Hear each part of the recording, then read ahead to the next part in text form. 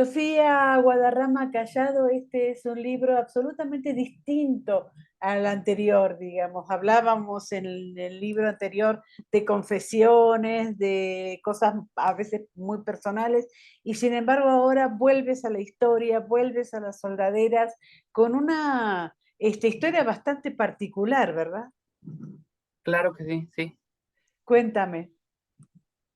Pues mira, hace algunos años yo me percaté que bueno, a mí me gusta la historia en general, la historia de México, prehispánica y Claro. universal. O sea, de hecho, todo tipo de historia, ¿no?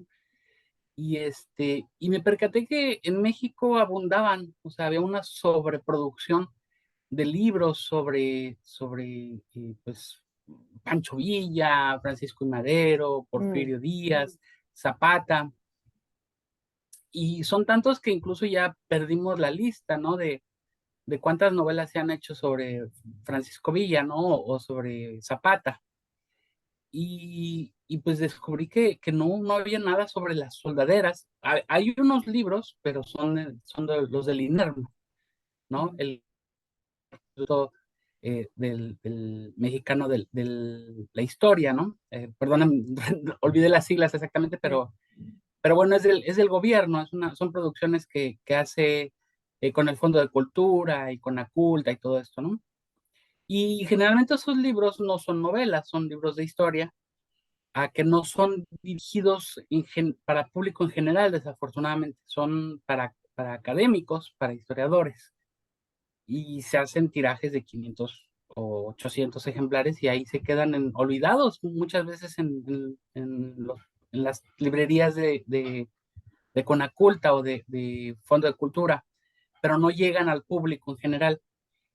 Y aparte de eso, aunque estuviera disponible ese tipo de libros vamos a poner, una librería común, la gente en México no compra generalmente un libro académico para enterarse de un tema, ¿no?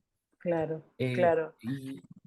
y Pero una de las cosas que vi en el libro es que tú, me parece a mí, que sigues un poco la idea de Svetlana Alexievich al decir que la guerra no se hace solo con hombres, digamos, ¿no?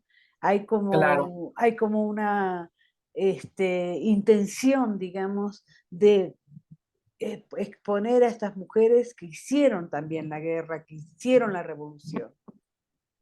claro, pero no nada más mira, en México nos crearon una historia muy romántica de la revolución, Ujú, demasiado romántica. ujú. Y en años recientes pues nos hemos percatado que muchas cosas no eran tan bonitas como nos las pintaron, ¿no?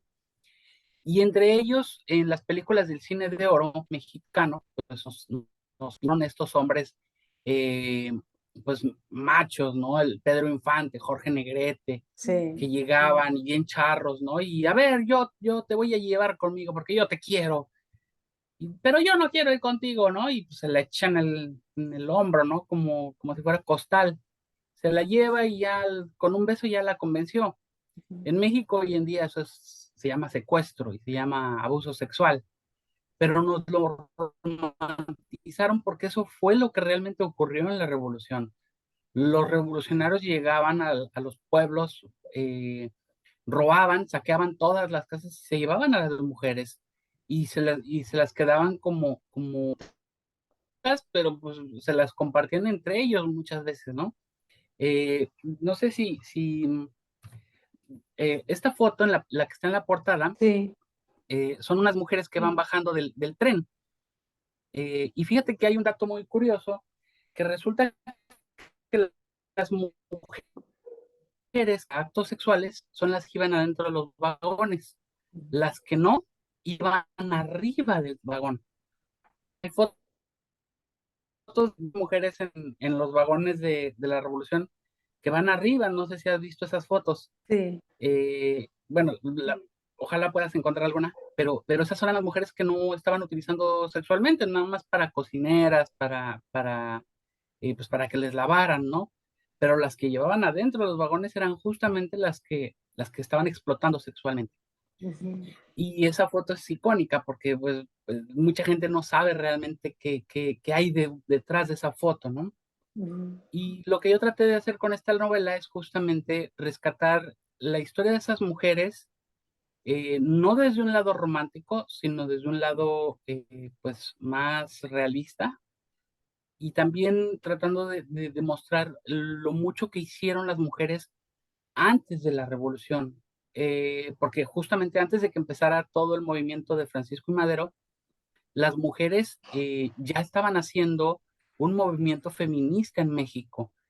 Es decir, por ejemplo, en el Porfiriato, las mujeres empiezan a incorporarse a la vida laboral. Las mujeres subieron del 22, 23% al 78% en las escuelas normales en México. Imagínate, o sea, subió muchísimo en el Porfiriato. En cuestión de 15 años, se convirtieron en mayoría de las maestras, bueno, maestras que daban clases de primaria, ¿no? ujú, Eso no sucedía antes del Porfiriato. ya, Se incorporan también a la vida laboral como secretarias, incluso como editoras. Hubo, por ejemplo, varias revistas como El Diario del Hogar, El Hijo del Aguizote, Vesper, Las Violetas de la Náhuac, La Mujer Mexicana, El Álbum de la Mujer, El Correo de las Señoras. Y esas revistas eran creadas por mujeres, escritas por mujeres, editadas por mujeres y repartidas, vendidas por mujeres, imagínate. Y parecería que eran revistas como las que vemos hoy, ¿no? Pues ahora sí que de moda, ¿no? Y un poco sí y un poco no. Entre una receta de cocina y un consejo para coser o tejer o bordar, le iban enviando mensajes, o sea, en pequeñas columnas, mensajes a la mujer, ¿no? Para que salieran a trabajar, para que se independizaran, para que pudieran, que lucharan por sus derechos. Y incluso empiezan a fomentar el control de la natalidad. Todavía no estaban tan abiertas, digamos, no aprobaban el divorcio, no aprobaban la homosexualidad, no aprobaban el adulterio, este, había todavía pues un rezago, ¿no? De ideas, pero era el despertar del feminismo en México. ujú, Y varias de estas mujeres, editoras, dueñas de estas revistas, porque eran personas de dinero, son las que empiezan a ayudar a los hermanos Cerdán antes de que Francisco Madero comenzara la revolución.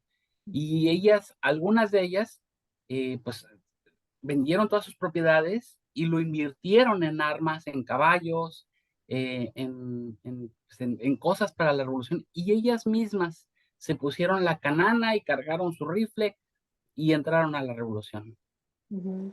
Ahora tú has hecho una investigación muy, muy importante y revela también estos hechos que a veces todavía siguen pasando en pequeños pueblos, ¿no? Esta cosa de secuestrar a las mujeres, esta cosa de ir pasándoselas como si fueran objetos, y es hoy un problema social también, ¿no? Que está encarado también por la literatura. Pienso, por ejemplo, en la novela esta que dio origen a la película de Tatiana Hueso, esas, esas cosas que son absolutamente ancestrales, ¿verdad? Claro, de hecho, esto ocurría incluso en la época prehispánica, pero bueno, Ajá, eh, digo, yo quería ahorita en este caso enfocarme en claro, esto de la revolución, ¿no? Que es algo claro. que sigue en México y como hiciste hace rato, se romantizó en el cine mexicano y se volvió bueno, está bien, o sea, el acoso sexual, el abuso, el secuestro de las mujeres, ¿no? O sea, como que está bien, o sea, podemos hacer eso.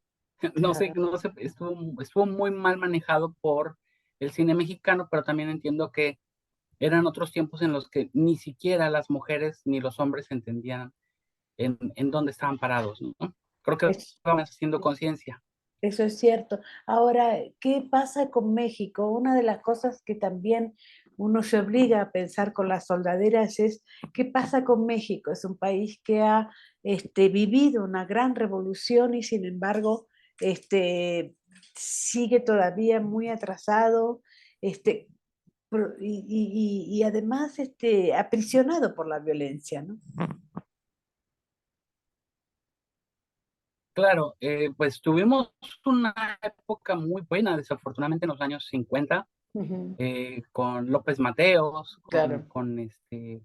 aunque la gente no lo quiera aceptar, con Díaz Ordaz. O Ujú, sea, lo malo que hizo Díaz Ordaz, pues, digamos, lo que loco, pero de ahí en fuera hizo muchísimas cosas mejores que que los gobiernos actuales, ¿no? claro. Pero y después llega Echeverría, llega José López Portillo y lo arruinaron todo, ¿no? Y ya, digamos, como que a mejorar un poquito en el 2000, 2016, entonces, otra vez vamos para abajo, ¿no? Y vamos de mal en peor. Ujú, Pero creo que también tiene mucho que ver, no nada más es la clase política, es México quien elige sus gobernantes, o sea, ujú. desafortunadamente. Eso es cierto. Ahora, háblame de las soldaderas. Eh, ¿qué te trae a ti esa imagen para que le has dedicado tu libro? Sí, pues mira, esta novela justamente es lo que yo quiero. Es una novela, cabe aclarar, y no es una novela sobre la revolución. O No. sea, la revolución está como fondo atrás, ¿no? O sea, no es una novela donde nos vamos a enfocar, que el lector no espere, pues leer la biografía de Francisco y Madero o la biografía Mm, de Pancho Villa, porque no es eso, ¿no? mm, No es no es un resumen de toda la revolución, es solamente un pequeño lapso de la revolución en donde, pues obviamente integré a algunas de estas mujeres que fueron revolucionarias, que sí existieron, como la coronela Lanís, ujú, que vendió prácticamente toda su hacienda y se convirtió en coronela. Ella misma se autoproclamó coronela mm, y ahí andaba, ¿no? También es una novela sobre la revolución sexual. Imagínate, es la primera etapa en México en que las mujeres abiertamente, las mujeres lesbianas, salen del closet sin miedo, ¿no? ujú, Hay una escena de una mujer que pues, bueno, empiezan a usar pantalón, que entonces era muy mal visto que una mujer se pusiera un pantalón, o sea, era de lo peor que podía hacer una mujer en aquel tiempo. Y entonces empiezan a poner pantalones y se cortan el cabello, pues entonces no, las mujeres no solían cortarse el cabello como hombre, o sea, tenían que ser siempre largo hasta la muerte, ¿no? ujú, Y entonces se cortan el cabello y se visten como hombres. Y hubo un acontecimiento en el que dos revolucionarios están por violar a una jovencita y ella llega y con pistola en mano les empieza a disparar, no los mata, pero los ahuyenta. ujú, Y la jovencita asustada, pues no sabía cómo responder y ella le ofrece la mano, pero la niña, la jovencita, no se atreve a aceptar la mano que le está dando, ¿no? Y le dice esta mujer, no te preocupes, soy mujer, y se abre la camisola y le enseña los senos, ¿no? O sea, es ujú. como de, estamos del mismo lado, ¿no? O sea, pero aunque tenía la apariencia masculina, ¿no? Y por ejemplo, también tenemos el caso de Amelio, que también Sí. vivió como hombre, ¿no? Pero ese fue en el zapatismo, no incluí ese personaje en esta novela, pero que quiero decir es que en esta novela eh, también trata de eso, ¿no? Sobre la liberación sexual de la mujer en esa época, que hoy en día, pues, la gente cree que ahora le han llamado, ¿no? Ideología de género, ¿no? O sea, como si fuera un capricho, como si fuera moda, y no es cierto, o sea, son cosas que han existido siempre. Ujú, Y de eso trata también un poquito la novela, ¿no? ujú. ¿Qué tradición encuentran las soldaderas en el feminismo? ¿Perdón? ¿Qué tradición ponen las soldaderas en el feminismo?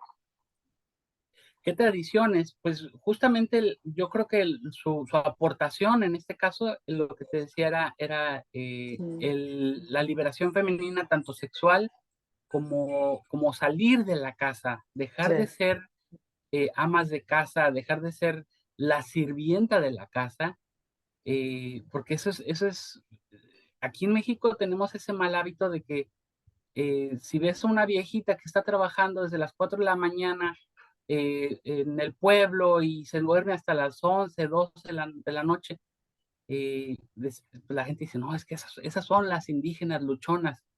Pues no debería ser así, o sea, no, claro. no debería ser, no, una mujer, no importa si es de clase alta o clase baja, no debería seguir trabajando pues a los 80 años, ¿no? Como esclava de la familia, porque pues tenemos estos malos hábitos en México, por ejemplo, que los hombres no lavan trastes, ¿no? Los hombres no lavan ropa, no, Sí. no barren la casa, no trapean. Hay unos que ya lo están haciendo, afortunadamente, pero pues digo, eso es un poco lo que empieza a salir en aquellos años, ¿no? Y quería comentarte algo súper importante que rescata esta novela, y es el homicidio bueno, el asesinato de 102 mujeres. Ujú, Fíjate que en un momento dado, bueno, a Pancho Villa nos lo han pintado como héroe, pero en realidad era un genocida. Él en su vida mató poco más de 1,500 personas, directa o indirectamente, imagínate, ujú, 1,500 personas. Eh, no me acuerdo quién decía que un muerto es un caos y más de 1,000 ya son estadística, ¿no? Entonces ya la gente no le da importancia, ¿no? Como cuando lo del COVID. El primer muerto de COVID fue un escándalo. Y ya después de los 5 millones pues, o 3 millones de muertos, ya la gente ya le empezó a valer. O sea, estoy hablando a nivel mundial, ¿no? Y en este caso, Francisco Villa llega a un pueblo en Coahuila y una señora sale y le ruega que por favor no maten a su esposo, que su esposo acaba que lo acaban de llevárselo. Y ya cuando Pancho Villa pregunta, pues le dicen, no, pues aquel ya está en la olla. Y la señora se enoja, le grita a Pancho Villa y asesino, y te vas a morir, piensa qué tanto. A ver, si eres tan valiente, mátame.